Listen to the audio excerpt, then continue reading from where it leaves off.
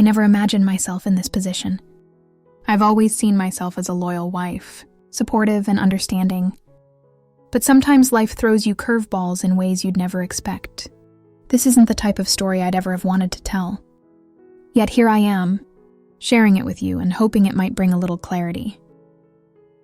If not to me, then maybe to someone else. It all started last summer when my husband, James, and I decided to take on the care of a beautiful horse, Bella. She was a striking chestnut mare with an easygoing temperament. The decision to get Bella was mostly James's. He'd grown up around horses and wanted to pass on his love of riding and nature to our kids. We're both very family-oriented, and Bella felt like an addition to our little family. She was just perfect.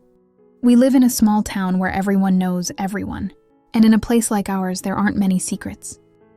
Our lives revolve around routine, stability, and the comfort of familiar faces. One of those familiar faces was William. I've known him since high school, and we ran into each other now and then, always with a quick hello and a friendly smile. He was well known around town for his love of animals and his talent with horses. It wasn't long before he started coming by to help me care for Bella. When James was busy, at first I didn't think much of it. William's experience with horses was invaluable. He'd grown up on a ranch, and his way with animals was like nothing I'd ever seen. He and Bella had an almost immediate connection, and I found myself grateful for his help. I'd spend hours talking to him in the barn as he taught me how to handle Bella. It seemed so harmless. A couple of old friends catching up and sharing a love of horses. What could be wrong with that? But as the days turned into weeks, our conversations deepened. William would share stories from his past, talking about the life he'd led, the dreams he'd chased, and the dreams he'd let go of. I found myself sharing things with him that I hadn't shared with anyone else, not even James. There was something about being with him that felt safe yet thrilling. We'd laugh over little things, swap stories from our high school days, and somehow I started looking forward to his visits. One day we were working together to clean Bella's stable, and I remember a moment where our hands brushed while we reached for the same tool. It sounds so simple, doesn't it? But there was this undeniable spark, this rush of adrenaline that I hadn't felt in years. I tried to shake it off. I thought I was overthinking things, letting my imagination run wild. But the next time he came by, I couldn't ignore the tension between us. It was as if an invisible line had been crossed, and I didn't know how to step back. I still loved James deeply, but my feelings for William were growing confusingly complicated. I knew I was treading dangerous waters, but I couldn't deny how alive I felt around him. The truth is, our marriage had settled into that comfortable stage, where the fire wasn't as bright as it used to be. Life had taken over, with kids and responsibilities filling up most of our time. Being with William was like rediscovering a side of myself I'd long forgotten. Things escalated slowly in subtle glances and lingering smiles. Moments where we'd find ourselves standing a little too close, laughing a little too hard at each other's jokes. It was never physical, but the emotions behind it were powerful, enough to feel like something tangible. One rainy afternoon, when William and I were sheltering from the downpour in the stable, he reached out his hand grazing my shoulder. And I didn't pull away. We stood there in silence, the sound of rain pattering on the roof, both of us trying to make sense of what we were feeling. I knew deep down that I was playing with fire, but I couldn't seem to stop myself. Then came the day that would change everything. James had been working long hours, and he was planning a surprise weekend getaway for us. Just the two of us, a chance to reconnect. I was thrilled by the idea and eager to escape the mess of emotions that had started to cloud my mind. But on the day we were supposed to leave, James had to make an unexpected stop at work, which meant we couldn't leave until later. Frustrated but understanding, I went out to the stable to pass the time with Bella. When I got there, I found William already in the stable brushing Bella's coat. Our eyes met, and there was a silent understanding between us that didn't need words. I felt the weight of every decision I'd made up to that point. Every choice that had led me here, standing in that stable alone with him for a brief moment. I wondered if I'd lost my mind. How would a simple friendship turned into something so complicated, so intense? And that's when it happened. The moment James walked into the stable and saw us. He left work early to surprise me, excited for our getaway, and walked in at precisely the wrong moment.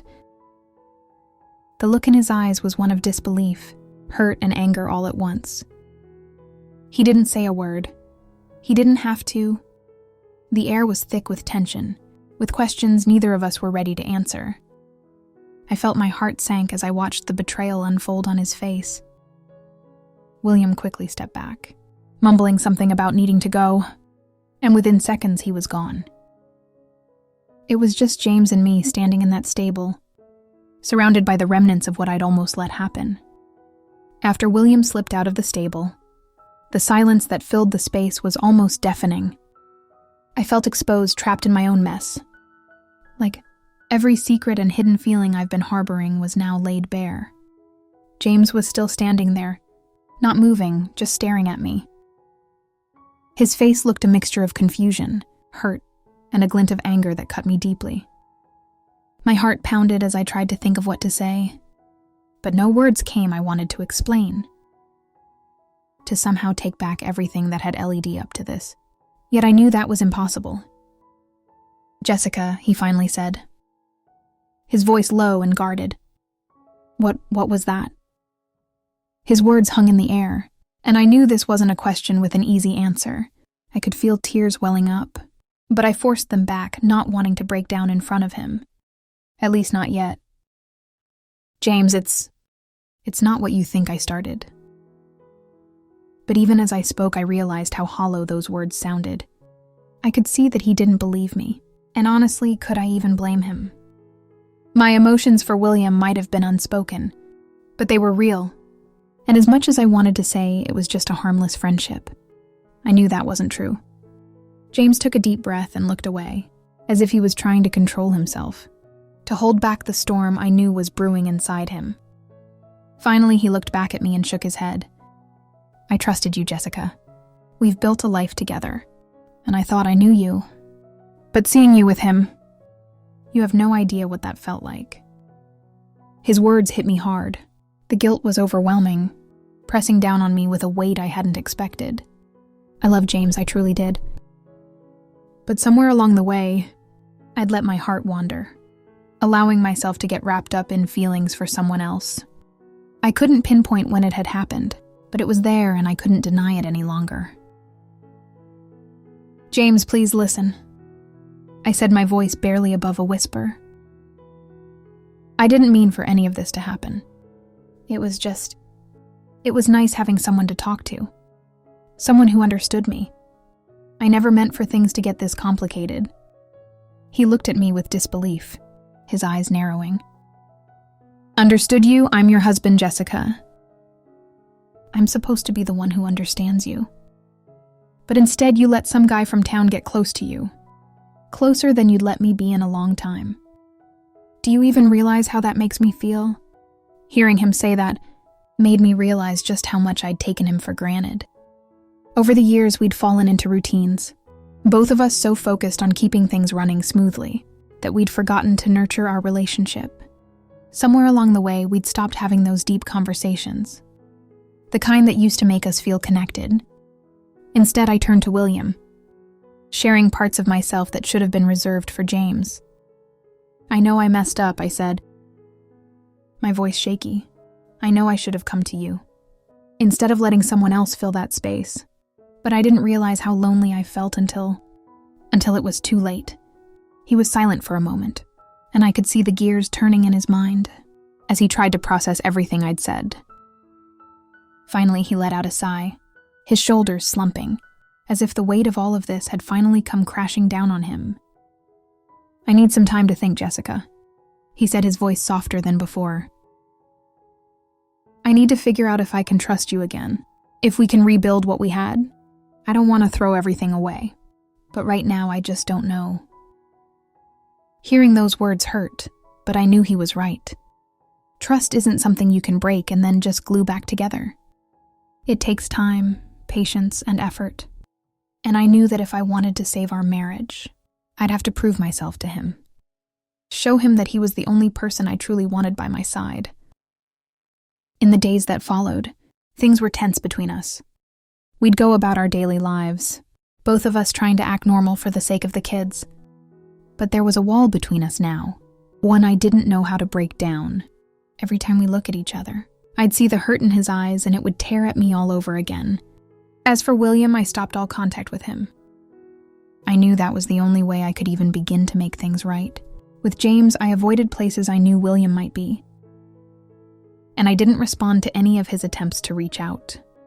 Part of me wanted to explain, to say goodbye properly, but I knew that even a single conversation could reopen the wounds. We were trying to heal. Then one night as I was getting ready for bed, James walked into the room and sat on the edge of the bed, his hands clasped tightly.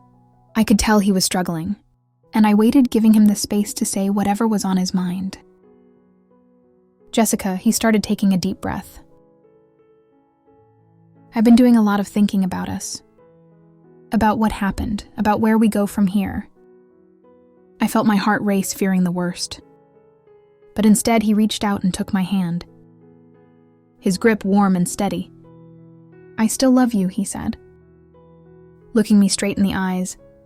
"I don't want to lose what we've built together. But I need to know that you're committed to this, to us, that you won't turn to someone else the next time things get hard." The relief I felt was overwhelming, and I could feel the tears spilling over. I nodded, my voice trembling as I spoke. "I am James. I want this. I want us, and I promise you I'll never take you for granted again.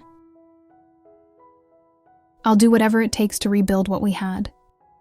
Over the next few months, we worked on our marriage, going to counseling together, opening up in ways we hadn't in years.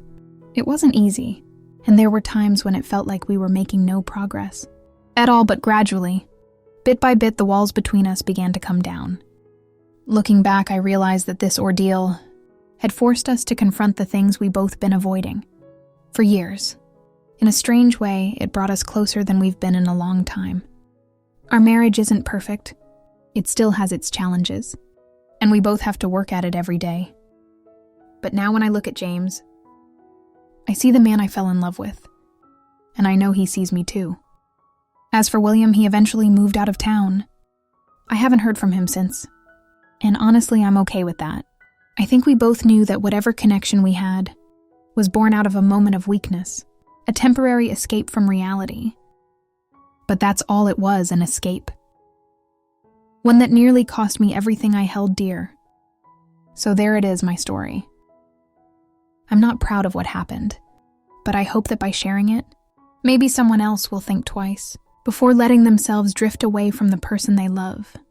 Because sometimes, all it takes is a single moment to lose everything that truly matters. Yeah.